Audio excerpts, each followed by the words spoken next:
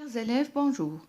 Ravi de vous rencontrer dans cette vidéo pour continuer la correction des examens régionaux concernant toujours le roman autobiographique La boîte à merveilles de Ahmed Sfrewi. Si vous êtes prêts, on commence. Voici le texte qui a été déposé dans cet examen régional. Je déjeunais tout seul et je partis à l'école. L'après-midi se passa pour moi comme les autres après-midi. Le soir, je repris le chemin de la maison. Je m'attendais à la trouver sans dessus-dessous. Il n'en était rien. Silencieuses, les femmes soufflaient leur feu, remuaient leurs ragots, écrasaient dans des mortiers de cuivre leurs épices. Je n'osais pas interroger ma mère sur les aventures de Zineb. Mon père arriva, comme de coutume, après la prière de l'Isha. Le repas se déroula simplement, mais à l'heure du thé, maman parla des événements de la journée. Elle commença. Cette pauvre Rahma a passé une journée dans les affres de l'angoisse. Nous avons toutes été bouleversées. Que s'est-il passé demanda mon père. Ma mère reprit. Tu connais Allah le fournier? Elle est mariée à Khadija, la sœur de notre voisine Rahma. Mariée depuis 3 ans, il désirait vivement avoir un enfant. La pauvre Khadija a consulté les guérisseurs, les frères, les sorciers et les chouafas sans résultat. Il y a un an, ils sont allés en pèlerinage à Sidi Libou Serghini. Khadija se baigna dans la source, promit au saint de sacrifier un agneau si Dieu exauçait son vœu. Il a eu son bébé depuis 6 jours. La joie du ménage est à son comble. Demain, on procédera au sacrifice du nom. Mon père osa faire remarquer qu'il ne voyait pas dans cet événement motif à angoisse. Mais ma mère l'interrompit et déclara qu'elle était incapable d'écouter jusqu'au bout un récit. « Attends, attends, dit-elle, je commence à peine, tu m'interromps tout le temps. » Rahma était donc invitée au baptême et à la cérémonie du nom. Il habilla de neuf sa fille Zineb et elles partirent de bonne heure ce matin.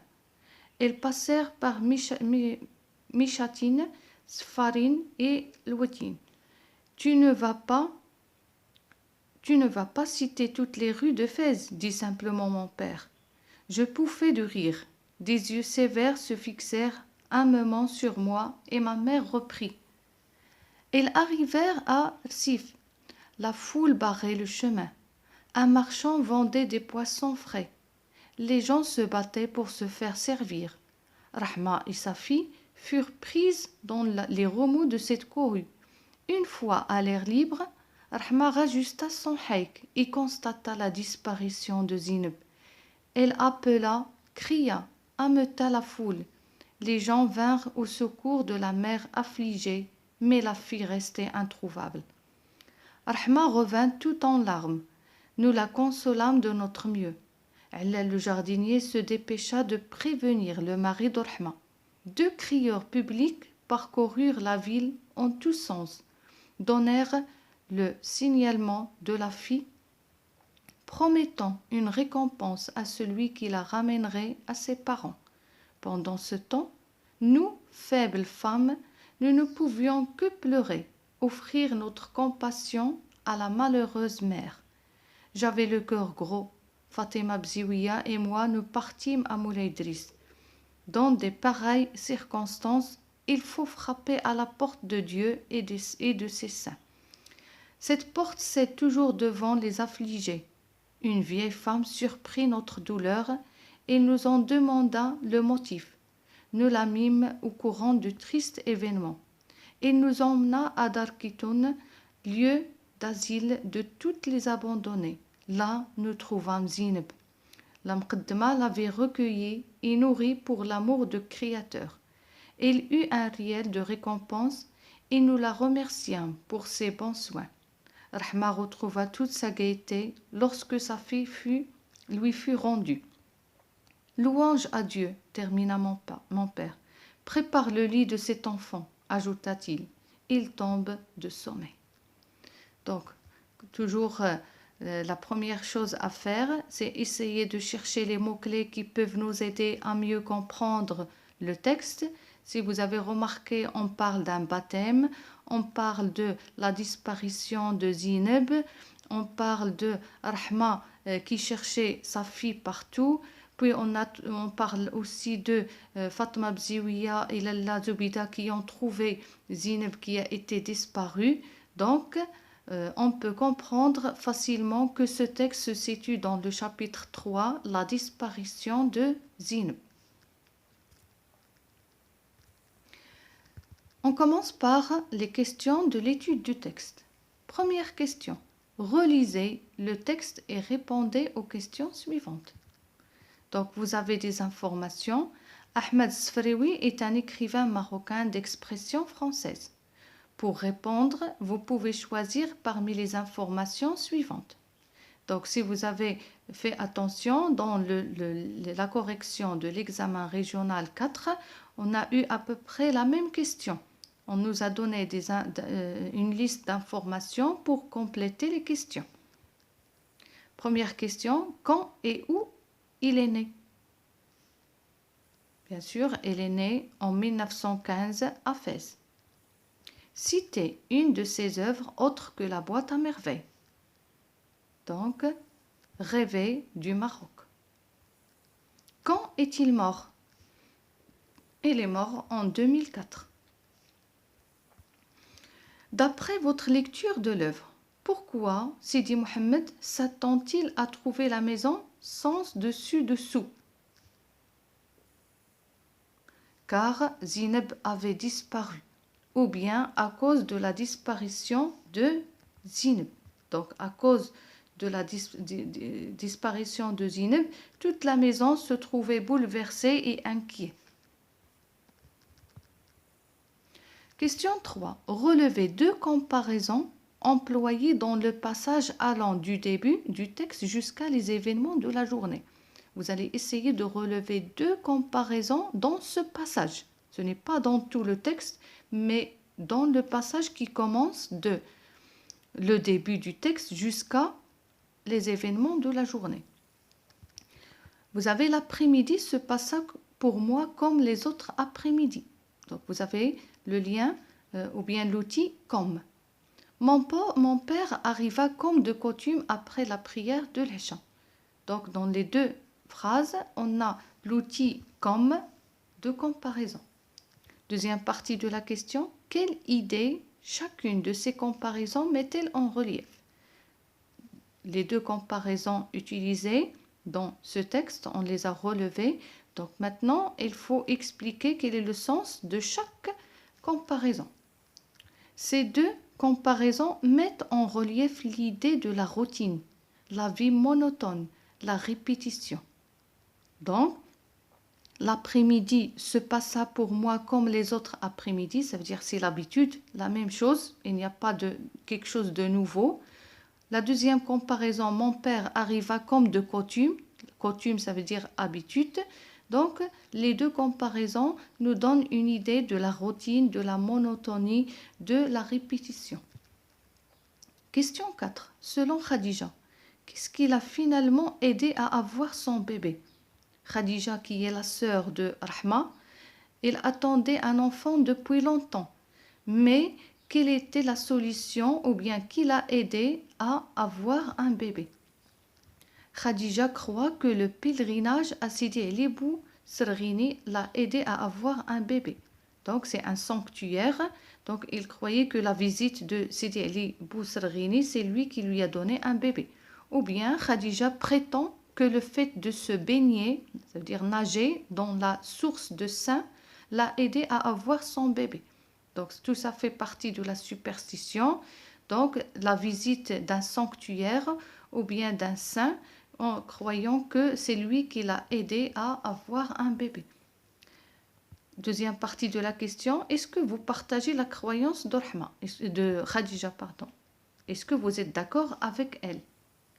Bien sûr, si vous dites oui ou bien non, donc ça reste votre point de vue personnel. Personnellement, pour moi, non, ce n'est pas un sanctuaire qui va lui donner un bébé, bien sûr, ça c'est un don de Dieu. Justifiez votre réponse, par exemple, non, la conception d'un enfant ne peut avoir aucune explication scientifique.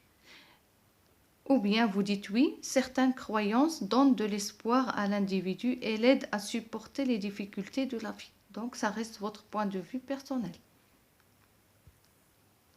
Dégagez dans le texte 2 sentiments éprouvés par Rahma. Relevez 2 sentiments éprouvés par Rahma.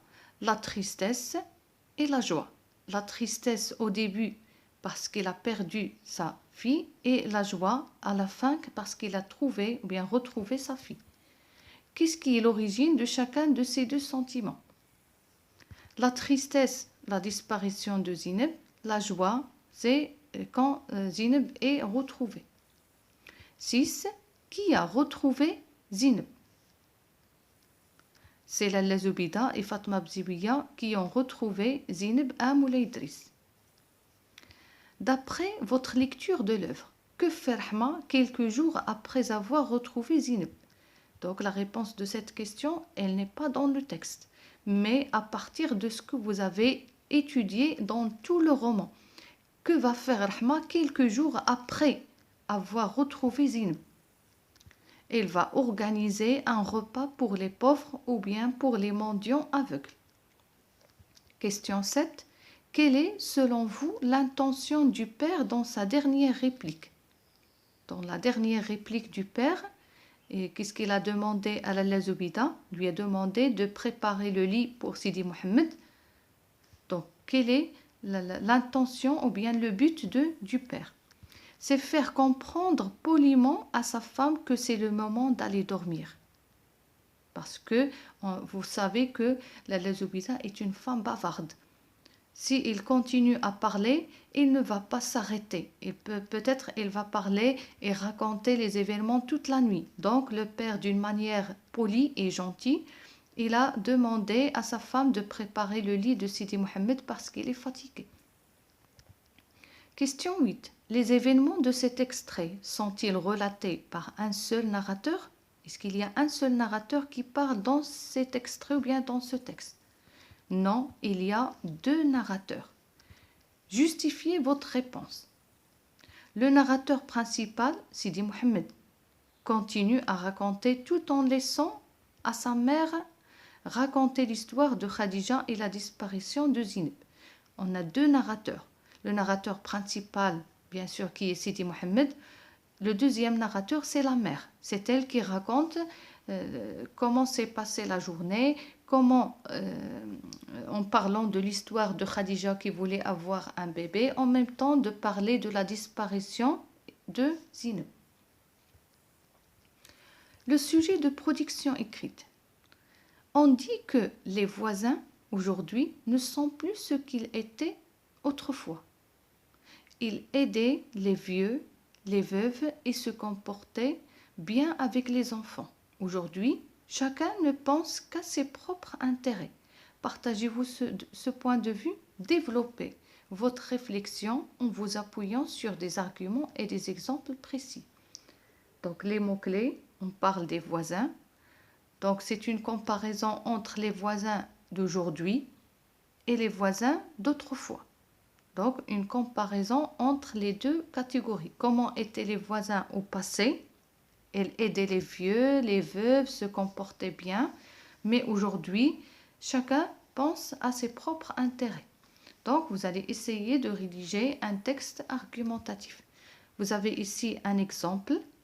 Donc pour l'introduction, certains pensent que les voisins aujourd'hui ne sont plus ce qu'ils étaient autrefois. Ils aidaient les vieux, les veuves et se comportaient bien avec les enfants et qu'aujourd'hui, chacun ne pense qu'à ses propres intérêts. Cela est-il vrai?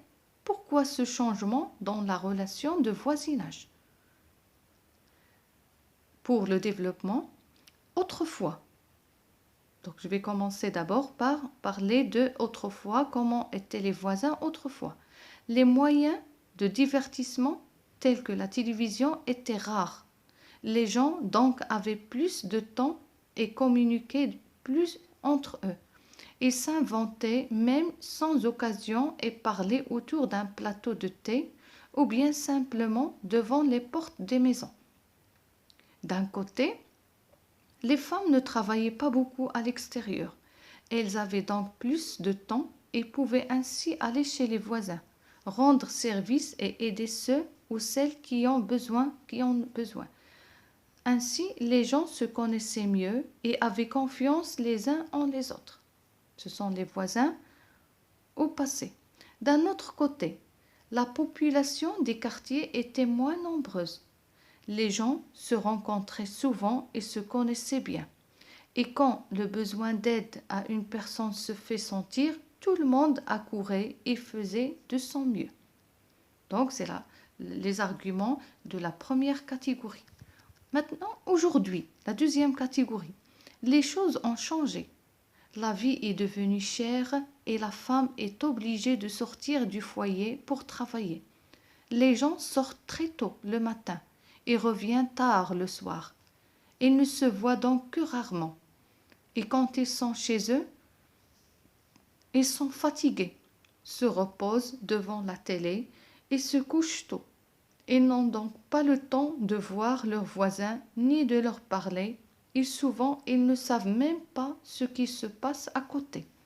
En outre, avec l'exode rural, les quartiers sont envahis de nouveaux habitants avec de nouvelles valeurs, de nouvelles habitudes et de nouvelles coutumes. Par ailleurs, l'augmentation du crime et de la consommation de la drogue font que les gens deviennent de plus en plus méfiants. Pour conclure, je pense que ce qui a provoqué ce changement, ce n'est pas la nature des gens, mais ce sont ces différents facteurs dont j'ai parlé plus haut. J'espère que cet examen ou bien la correction de cet examen régional vous a aidé à comprendre mieux les questions de l'examen régional. Si vous avez remarqué, ce n'est pas aussi difficile. Ce sont les mêmes questions qui se répètent à peu près dans tous les examens régionaux. Ce qui est important, c'est seulement de savoir comment répondre et surtout comprendre les questions avant de répondre. On arrive à la fin de notre vidéo. Merci pour votre attention et à bientôt.